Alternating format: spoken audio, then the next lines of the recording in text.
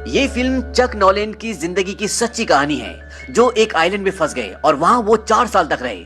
तो चलिए जानते हैं कि कैसे वो उस आइलैंड में फंसे और कैसे वो 4 साल तक जिंदा रहे और अंत में कैसे वो उस आइलैंड से बाहर निकल पाए। ये कहानी है फेडेक्स कुरियर कंपनी के एम्प्लॉय चक की, जो अपने काम में बहुत ही सीरियस होता है और वो ऑब्सेस्ड होते हैं कि हर एक कुरियर, हर एक पैकेट टाइम पर पहुंचे, और इसीलिए वो अलग अलग कंट्री विजिट करते हैं जहां भी उनकी ब्रांचेस होती हैं, और वहां के जो एम्प्लॉयज होते हैं वो उन्हें मोटिवेट करते हैं और उन्हें टाइम की वैल्यू बताते हैं। साथ ही में चक एक लड़की से प्यार करते हैं जिसका नाम कैली है, और कैली भी चक से बहुत प्यार करती है और ये दोनों बहुत लंबे समय से रिलेशनशिप में हैं। ये दोनों शादी करना चाहते हैं, लेकिन चक अपने काम में बहुत बिजी रहते हैं, वो देश विदेश घूमते रहते हैं और इसी वजह से अभी तक इन दोनों की शादी नहीं हुई।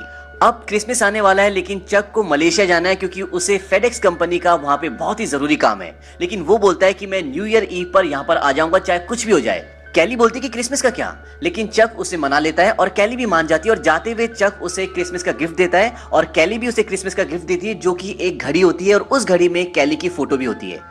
चक मलेशिया के लिए निकल जाता है और जब उनका प्लेन पैसिफिक महासागर के ऊपर से उड़ रहा होता है तभी वहां पर बहुत जोर से तूफान आता है और उस तूफान में उनका प्लेन क्रैश हो जाता है। क्योंकि ये फेडेक्स कंपनी का प्राइवेट प्लेन होता है तो इसमें 4 ही लोग होते हैं और बाकी लोगों का सामान होता है, पार्सल होते हैं। इनका प्लेन पैसिफिक ओशियन में गिर जाता है और गिरने के बाद इसमें सिर्फ एक ही इंसान बचता है, वो होता है चक। चक एक एयरबोट पर बैठता है और समंदर का तूफान उसे अपने साथ बहा कर ले जाता है, और जब सुबह उसकी आंखें खुलती है तो वो एक टापू पर होता है। उस टापू पर वो चारों तरफ देखता है, लेकिन वहां दूर दूर तक कोई भी नहीं होता। वहां नारियल के पेड़ होते हैं, पहाड़ होते हैं, लेकिन उस टापू पर उसे कोई इंसान नहीं दिखता। वो जोर जोर से आवाजें भी लगाता है, लेकिन उसका भी कोई फायदा नहीं होता। इसके बाद वो रेत पर HELP लिख देता है बड़ा बड़ा, ताकि ऊपर से कोई प्लेन उड़े, शायद उसकी नजर उस पर पड़ जाए। रात हो जाती है और चक सो जाता है। जब सुबह चक उठता है तो जो उसने रेत पे HELP हेल्प लिखा होता है वो मिट चुका होता है, और इसके बाद चक लकड़ी के बड़े बड़े टुकड़ों से हेल्प लिखता है, क्योंकि वो जानता है कि उसे ढूंढने जरूर लोग आएंगे, और जब वो लोग आए तो उन्हें इस निशान को देखकर ये पता चल जाए कि चक यहीं पर है और उसे हेल्प की जरूरत है। अब चक के साथ इस टापू पर बहकर फेडेक्स कंपनी के कुछ पैकेट्स भी आ चुके हैं, लेकिन उनमें कुछ भी खाने का सामान नहीं होता। इसी बीच चक को कई बार आहट भी सुनाई देती है, और जब वो चारों तरफ देखता है तो वहां पर कोई भी नहीं होता। तभी उसके सामने एक नारियल गिरता है और वो समझ जाता है कि ये नारियल गिरने की आवाज थी। अब चक को क्योंकि पानी की जरूरत है और वो समंदर का पानी नहीं पी सकता, तो उसके पास पानी के लिए सिर्फ एक ही ऑप्शन है, और वो है नारियल पानी। वो बहुत सारे कच्चे नारियल इकट्ठे कर लेता है, लेकिन नारियल को फाड़ना, उसका कवर निकालना इतना आसान नहीं होता। इसमें चक को बहुत स्ट्रगल करना पड़ता है, और बाद में एक नारियल को निकाल भी लेता है, लेकिन उसमें छेद करना, उससे पानी पीना बहुत मुश्किल होता है। लेकिन फाइनली चक एक नारियल में छेद करके उससे पानी पीना सीख जाता है। अब चक के पास पानी पीने के लिए नारियल है। अब चक को यहाँ पर 2-3 दिन हो चुके हैं और उसके पैरों में जूते नहीं होते, और जब वो पानी में चलता है तो पानी में जो पत्थर होते हैं उससे उसके पैर में बहुत तकलीफ हो रही होती है, और उसके पैर से खून भी निकल रहा होता है। इसके बाद चक अपनी पैंट को आधा फाड़ के अपने पैरों पे लपेट लेता है, क्योंकि उसे ऊपर एक बहुत बड़ी चोटी दिखती है जो बहुत ऊंची होती है, और वो ये तय करता है कि वो उस चोटी पर जाएगा और चारों तरफ का जायजा लेगा कि एग्जैक्टली वो है कहां पर। और जब वो उस चोटी पर जाता है तो उसे समंदर में कोई दिखता है। वो जल्दी जल्दी नीचे आता है और उस चीज के पास जाता है, और जब वो वहां पर जाता है तो देखता है कि वो उसी के प्लेन के एक पायलट की डेड बॉडी होती है। ये देख के चक को बहुत दुख होता है और चक उसे दफना देता है, लेकिन दफनाने से पहले वो उसके जूते और उसके पास एक टॉर्च होती है वो रख लेता है, क्योंकि यही 2 चीज उसके पास थी जो चक के काम की थी। अब चक को इस बीच पर, इस टापू पर बहुत दिन हो चुके हैं और वो अकेला है, लेकिन धीरे धीरे वो इस टापू पर रहना सीख भी रहा है। उसने सीख लिया है कि पत्तों पे जो रात को ओस का पानी गिरा होता है उसे नारियल के अंदर कैसे डालना है। इसी के साथ वो अपनी भूख मिटाने के लिए मछली मारना भी सीख रहा होता है। वो एक लकड़ी को पैना करके उससे मछली मारने की कोशिश करता है। दरअसल एक बहुत पुरानी टेक्निक होती है जो आदिवासी किया करते थे, और चक उसी टेक्निक के जरिए मछली पकड़ने की कोशिश करता है, लेकिन उसे कामयाबी नहीं मिलती। उसके पास इस टापू में खाने के लिए सिर्फ क्रैब है, नारियल पानी है और ओस का पानी जो रात को पत्तों में जम जाता है, यही सब उसके खाने के लिए इस टापू पर है। अब एक रात को उसे एक शिप दिखता है जो समंदर में होता है। उसे देख के चक बहुत एक्साइटेड हो जाता है और वो जोर जोर से चिल्लाने लग जाता है, लेकिन इतनी दूर तक आवाज पहुंचाना नामुमकिन है।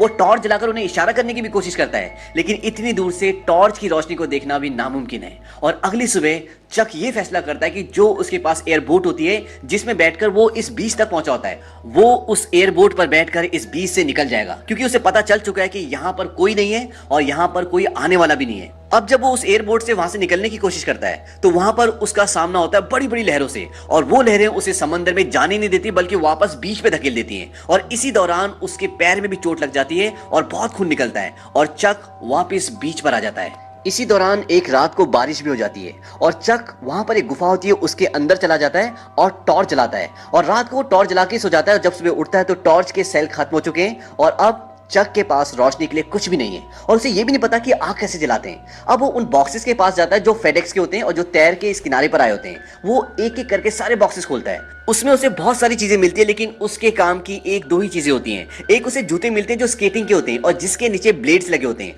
वो उनके ब्लेड्स निकाल लेता है और अब उसके पास एक चाकू टाइप की चीज है जिससे वो नारियल को आराम से फाड़ सकता है और किसी भी चीज को शार्प कर सकता है। वो एक लकड़ी को शार्प करता है, उसे एक औजार की तरह बना लेता है और इस बार दोबारा वो मछलियों को और केकड़ों को उससे पकड़ने की कोशिश करता है और वो मछलियों को पकड़ने में कामयाब हो जाता है। हालांकि केकड़े तो उसे पहले भी किनारे पे मिल जाते थे लेकिन मछली को पकड़ना लगभग नामुमकिन। इसके आगे चक के सामने सबसे बड़ी समस्या ये आती है कि वो केकड़ों को कच्चा नहीं खा सकता और इसीलिए अब उसे आग की जरूरत है और वो आग जलाने की बहुत कोशिश करता है। उसमें उसके हाथ भी छिल जाते हैं लेकिन चक को कामयाबी नहीं मिलती। वो बहुत फ्रस्ट्रेट हो जाता है, जोर जोर से चिल्लाने लगता है। इसके बाद वो नारियल छिल रहा होता है, तभी उसको आइडिया आता है कि अगर दो लकड़ियों को मैं आगे पीछे घिसूं तो शायद आग जल जाए, क्योंकि इससे पहले जिस तरीके से वो लकड़ी से आग जलाने की कोशिश कर रहा था उससे उसके हाथ छिल गए थे। अब वो दूसरी तरह से ट्राई करता है और बहुत मुश्किलों के बाद आग जल जाती है और आग जलने के बाद चक बहुत खुश हो जाता है और इस टापू पे आने के बाद पहली बार उसे खुशी मिली है। इसी के साथ वहां पर जो सामान पड़ा होता है उसी सामान में एक फुटबॉल भी होती है और उस फुटबॉल पे चक का ब्लड लगा होता है।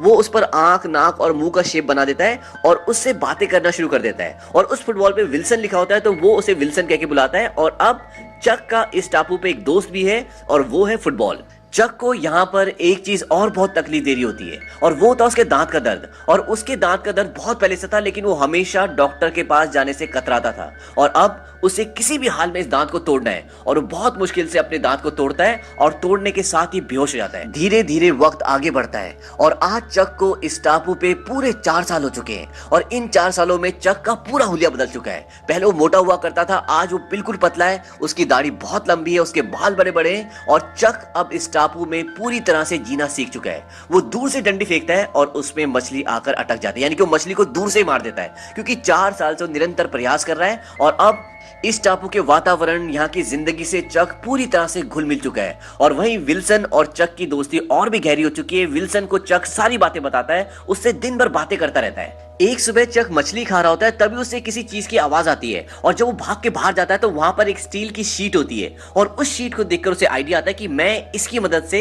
इस टापू से निकल सकता हूँ। दरअसल इस टापू से आगे समंदर में निकलने के लिए जो सबसे बड़ी अड़चन थी वो थी समंदर की लहरें। जब भी चक समंदर में जाने की कोशिश करता वो लहरों से वापस फेंक देती और इसी वजह से चक पिछले 4 साल से इस टापू से निकल नहीं पाया। अब वो बड़े बड़े नारियल के पेड़ काटता है और उन्हें किनारे पे ले जाता है और उससे एक बेड़ा बनाता है। हालांकि बेड़ा बनाना इतना आसान नहीं था, उसे इसमें बहुत मुश्किलें आती है और वो ये तय करता है कि जब हवा का रुख बदलेगा तब वो यहाँ से निकल जाएगा और जो उसे शीट मिली थी उसे हवा के विरुद्ध इस्तेमाल करेगा ताकि उसके बेड़े को धक्का मिल सके। जैसा कि पुराने जमाने में लोग अपनी नाव को आगे बढ़ाने के लिए पर्दों का इस्तेमाल करते थे, चक उसी टेक्निक का इस्तेमाल करके इस बेड़े को बनाता है और अब वो वक्त आता है जब हवा का रुख बदल जाता है। चक अपने दोस्त विल्सन को अपने बेड़े में रखता है और वहां से निकल जाता है। अब उसे बड़ी बड़ी लहरों का सामना करना पड़ता है लेकिन चक उन लहरों को पार कर जाता है और उसके बाद वो बहुत खुश होता है। लेकिन अभी भी अनंत समंदर आगे है, उसे कुछ नहीं पता कि उसे जमीन कब मिलेगी या कोई शिप उसे कब मिलेगा। बस चक उस टापू को छोड़कर अब निकल चुका है। पिछले 4 सालों से चक उसी टापू पर था और आज उस टापू से निकलने के बाद उसके अंदर एक उम्मीद है कि शायद वो घर पहुंच जाए। लेकिन ये सब इतना आसान नहीं होने वाला था। समंदर में उसे बारिश का, तूफान का, इन सब का सामना करना पड़ता है। हालांकि खाने के लिए मछली पकड़ लेता है और बारिश का पानी पीने के लिए जमा कर लेता है। उसने बारिश का पानी इकट्ठा करने के लिए बहुत सारे नारियल रखे होते हैं, तो जब भी बारिश होती है तो उनमें पानी भर लेता है और उसे बचा के रखता है ताकि वो बाद में पी सके। लेकिन इसी बीच एक ऐसी घटना होती है जिससे चक पूरी तरह से टूट जाता है। उसका दोस्त विल्सन, जो कि फुटबॉल है, वो पानी में गिर जाता है और जब तक चक को पता चलता है विल्सन उससे काफी दूर जा चुका होता है। लेकिन फिर भी चक पानी में कूद जाता है और उसे वापस लाने की कोशिश करता है, लेकिन इसमें वो नाकामयाब रहता है और वापस अपने बेड़े में आने के बाद चक बहुत रोता है क्योंकि विल्सन ही वो था जिससे वो पिछले 4 सालों से बातें कर रहा था और विल्सन उसका बहुत अच्छा दोस्त था। शायद ये बात आपको अजीब सी लगे कि एक फुटबॉल के जाने से चक को इतना दुख क्यों हुआ, लेकिन चक के लिए विल्सन एक फुटबॉल नहीं था। वो पिछले 4 सालों से उससे बातें कर रहा था, वो उसके लिए एक अस्तित्व था, इसीलिए वो उससे इमोशनली कनेक्टेड था। और एक यही वजह होती है कि चक को विल्सन के जाने का बहुत दुख होता है। इसके बाद चक अपने आगे का सफर जारी रखता है और कुछ दिनों के सफर के बाद जब चक पूरी तरह से थक चुका है, टूट चुका है, एक कार्गो शिप उसके सामने से गुजरता है और वो लोग उसे देख लेते हैं और उसे बचा लेते हैं। अब चक अपने घर अपनी जगह पर वापस लौट चुका है, लेकिन वापस लौटने के बाद वो देखता है कि सब कुछ बदल चुका है, क्योंकि उन लोगों ने जो उसके फैमिली मेंबर्स थे या उसके दोस्त थे, उन्होंने ये समझा था कि चक मर चुका है और वो उसका फ्यूनरल भी कर चुके होते हैं। और उसकी गर्लफ्रेंड कैली जो उससे बहुत प्यार करती थी और चक भी उससे बहुत प्यार करता था, उसकी शादी हो चुकी है और अब उसकी एक बेटी भी है। चक कैली से मिलने भी जाता है और कैली उसे देखकर बहुत खुश होती है, उसे गले से लगा लेती है। लेकिन कैली का अब अपना एक परिवार है, इसलिए वो चक के साथ नहीं जा सकती और वो ये तय करते हैं कि अब उन दोनों के रास्ते अलग अलग हैं। चक को कैली ने घड़ी दी थी जो उसके साथ उस आइलैंड पे भी थी, वो घड़ी वो उसको वापस कर देता है क्योंकि वो कैली के खानदान की घड़ी होती है। चक बोलता है कि परिवार की धरोहर परिवार के पास ही रहनी चाहिए, लेकिन चक कैली की फोटो अपने पास रख लेता है और जाने से पहले कैली उसे बोलती है कि तुमने वादा किया था कि तुम वापस आओगे। चक बोलता है आई एम सो सॉरी। कैली बोलती है कि मैं भी। और जाने से पहले चक को कैली एक किस करती है क्योंकि वो आज भी उससे प्यार करती है, लेकिन वो अपने परिवार को नहीं छोड़ सकती और चक भी नहीं चाहता कि कैली अपना परिवार छोड़कर मेरे साथ आए। कैली के पास चक की एक गाड़ी भी होती है जिससे चक की बहुत सारी यादें जुड़ी होती है। कैली उस गाड़ी को चक को वापस कर देती है और चक उसमें बैठ के वहां से निकल जाता है। लेकिन जब चक थोड़ा सा आगे क्या होता है, कैली पीछे खड़ी होकर देख रही होती है और उसे चक के जाने का बहुत दुख हो रहा होता है। उसे लगता है कि कुछ छूट रहा है। वो चक का नाम पुकारते हुए भागते हुए उस गाड़ी के पीछे जाती है और चक भी गाड़ी वापस लेकर आता है, उसे गले से लगा लेता है। कैली बोलती है कि मुझे पता था कि तुम जिंदा हो, तुम वापस आओगे, लेकिन सब लोगों ने कहा कि मुझे ये सोचना बंद करना पड़ेगा। मैं आज भी तुमसे बहुत प्यार करती हूँ और तुम ही मेरा पहला प्यार हो। चक बोलता है कि मैं भी तुमसे बहुत प्यार करता हूँ और इसके बाद वो एक दूसरे को किस करते हैं। चक उसे अपनी गाड़ी में बिठाता है और यहाँ पर ऐसा लगता है कि चक और कैली अब यहाँ से निकल जाएंगे, लेकिन वो कुछ देर सोचते रहते हैं। उसके बाद चक बोलता है कैली तुम अपने घर वापस जाओ और चक उसे उसके घर तक छोड़ देता है। इसके बाद ये दिखाते कि चक अपने दोस्त के साथ बैठा हुआ है और वो बहुत दुखी है और वो उसे बताता कि शायद मैं उस आइलैंड पे मर जाता या आत्महत्या कर लेता, और मैंने आत्महत्या करने का सोचा भी। मैंने एक रस्सी बनाई और फांसी लगाने की कोशिश भी की, लेकिन मैं नहीं कर पाया क्योंकि मुझे कैली के पास वापस आना था, मुझे जिंदा रहना था और इसीलिए बस मैं सांस लेता रहा। शायद मैं बीमार भी पड़ जाता, लेकिन मैं सिर्फ कैली के लिए जिंदा रहा। और आज जब मैं वापस आ गया हूं तो मैंने कैली को खो दिया है और वो बहुत इमोशनल हो जाता है। हालांकि इस पूरी मूवी में कैली और चक का लव एंगल बहुत ज्यादा नहीं दिखाया, लेकिन इससे ये पता चलता है कि इन दोनों के बीच में बहुत ही गहरा प्यार था और ये एक दूसरे के बिना नहीं रह सकते थे। लेकिन वक्त ने, सिचुएशन ने कैली को अपने रास्ते पे चलने के लिए मजबूर कर दिया था और उसने शादी कर ली थी और अब चक अकेला था। लेकिन जिंदगी को आगे बढ़ना ही होता है और अंत में ये दिखाते हैं कि चक के पास आज भी एक पैकेज है जो उस आइलैंड से बचा के लाया है। जब उनका जहाज डूबा था तो बहुत सारे पैकेजेस किनारे पे आ गए थे और उसमें से एक पैकेज आज भी उसके पास है जिस पर विंग्स बने हुए, एंजल के विंग्स। दरअसल ये उस आइलैंड पे उसके पास लास्ट पैकेज होता है जिसे उसने खोला नहीं होता और वो ये सोचता है कि अगर वो घर जाएगा तो इस पैकेज को जरूर डिलीवर करेगा क्योंकि वो अपने काम में बहुत रिस्पॉन्सिबल होता है। और कहीं ना कहीं एक ये भी कारण था कि उसने अपने आप को जिंदा रखा क्योंकि उसके अंदर सेंस ऑफ ड्यूटी बहुत ज्यादा थी और वो ये पैकेज वापस करने आता है, लेकिन घर पे कोई नहीं होता तो वो उस पैकेज को दरवाजे पे रख देता है और उस पे एक नोट लिख देता है कि this package saved my life, thank you Chuck Noland, और वहां से चला जाता है। और इसके बाद ये दिखाते हैं कि वो एक चौराहे पे खड़ा है जहां पर वो कंफ्यूज है कि वो जाए कहां और वो मैप देख रहा होता है। तभी वहां पे एक लड़की आती है, वो बोलती है कि शायद तुम खो गए हो। चक बोलता है वाकई? वो कहती है कि कहां जा रहे हो? चक बोलता है कि मैं यही डिसाइड कर रहा था। इसके बाद वो लड़की चारों रोड्स का उसको रास्ता बताती है कि कौन सी रोड कहां जा रही है और वो वहां से निकल जाती है और उसके ट्रक पे भी वही विंग्स बने होते हैं जो उस पैकेज पे बने होते हैं और वो भी उसी तरफ जाती है जहां से चक अभी पार्सल को डिलीवर करके आया है। और इसके बाद चक उसके ट्रक को जाता हुआ देखता रहता है और स्माइल करता है। दरअसल ये वही लड़की होती है जिसके घर में चक अभी अभी पार्सल को ड्रॉप करके आया है। और जब फिल्म शुरू होती है तो फिल्म की शुरुआत में भी यही घर दिखाते हैं और उसके ऊपर लिखा होता है डिक और बेटीना, लेकिन जब चक 4 साल बाद वहां जाता है तो उसके ऊपर डिक नहीं लिखा होता, सिर्फ बेटीना लिखा होता है। इसका मतलब कि इसने भी अपना पार्टनर खो दिया है जैसे चक ने खो दिया है और अब ये दोनों ही अकेले हैं। तो हो सकता है कि आगे ये दोनों अपनी लाइफ को कंटिन्यू करें। इसीलिए चक पहले आखिरी में चारों रास्तों को देखता है और उसके बाद उस तरफ देखता है जिस तरफ वो लेडी गई होती है और उसकी आंखों में एक उम्मीद और चेहरे पे स्माइल होती है और इसी के साथ ये फिल्म खत्म हो जाती है। ये फिल्म 22 दिसंबर सन 2000 को रिलीज हुई थी और इस फिल्म का बजट था $90 मिलियन और इसने कमाए थे $429 मिलियन। इस फिल्म में मुख्य कलाकार थे टॉम हैंक्स जिन्होंने चक नॉलैंड का किरदार निभाया और हेलन हंट जिन्होंने कैली का किरदार निभाया। उम्मीद करता हूं कि ये कहानी आपको पसंद आई होगी। हमारे चैनल को सब्सक्राइब करना ना भूलें और बेल आइकन भी दबाएं ताकि जब भी हम कोई नया वीडियो डालें तो उसकी नोटिफिकेशन आपको मिल जाए।